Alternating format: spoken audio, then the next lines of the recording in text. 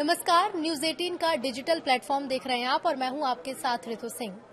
वृंदावन के प्रसिद्ध संत प्रेमानंद महाराज जी की तबीयत इन दिनों ठीक नहीं चल रही है। ऐसे में आप भी जानना चाहते होंगे कि फिलहाल उनका स्वास्थ्य कैसा है। तो प्रेमानंद महाराज जी का स्वास्थ्य वर्तमान में स्थिर है, लेकिन गंभीर किडनी समस्या से वो जूझ रहे हैं। उनकी दोनों किडनियां फेल हो चुकी हैं, जिसके कारण उन्हें रोजाना डायलिसिस की जरूरत पड़ रही है। ये समस्या पॉलीसिस्टिक किडनी डिसीज से जुड़ी है, जो कई सालों से चली आ रही है। हालांकि आधिकारिक अपडेट्स के अनुसार वो सचेत हैं, अपनी दैनिक दिनचर्या जैसे पदयात्रा और भक्तों से मिलना, सत्संग जारी रखे हुए हैं और धीरे धीरे सुधार की तरफ बढ़ रहे हैं। हाल ही में पंडित धीरेन्द्र कृष्ण शास्त्री ने भी पुष्टि की थी कि उनकी तबीयत एकदम ठीक है। सोशल मीडिया पर उनके स्वास्थ्य को लेकर कई झूठी खबरें फैलाई गई, जिन्हें महाराज जी ने खुद खारिज किया।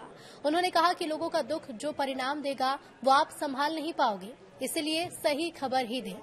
भक्तों ने किडनी दान की पेशकश की, लेकिन महाराज जी ने विनम्रता पूर्वक अस्वीकार किया और कहा कि ईश्वर की कृपा से दोनों किडनी के बिना भी उतना ही समय जीऊंगा जितना एक से।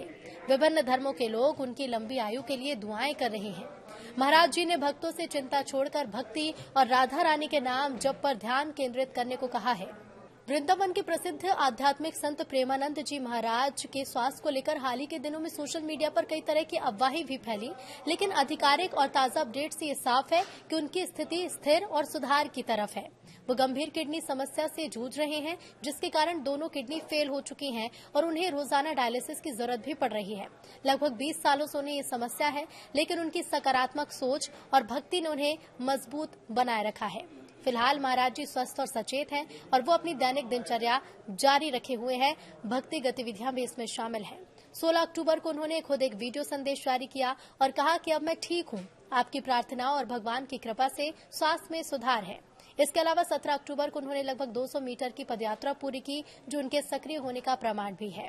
अफवाहों को लेकर महाराज जी ने यूट्यूबर्स और रील मेकर्स को चेतावनी दी है कि फेक न्यूज फैलाने से व्यूज तो मिलेंगे, लेकिन अपराध से मुक्ति नहीं मिलेगी। आश्रम ने भी भक्तों से केवल आधिकारिक अपडेट्स पर विश्वास करने की अपील की है। वे डायलिसिस पर फिलहाल निर्भर है, लेकिन किडनी ट्रांसप्लांट की पेशकश को उन्होंने अस्वीकार कर दिया है, ताकि किसी को भी दर्द न हो। उनकी किडनियों को वे प्यार से राधा और कृष्ण नाम देते हैं। महाराज जी के स्वास्थ्य के लिए देश भर में प्रार्थनाएं हो रही हैं। जौनपुर, वाराणसी, आसनसोल और बांदा जैसे स्थानों पर हिंदू मुस्लिम एकता की मिसालें देखने को मिल रही हैं, जहां मुस्लिम समुदाय ने दरगाहों में चादर चढ़ाकर उनकी लंबी उम्र की दुआ मांगी है।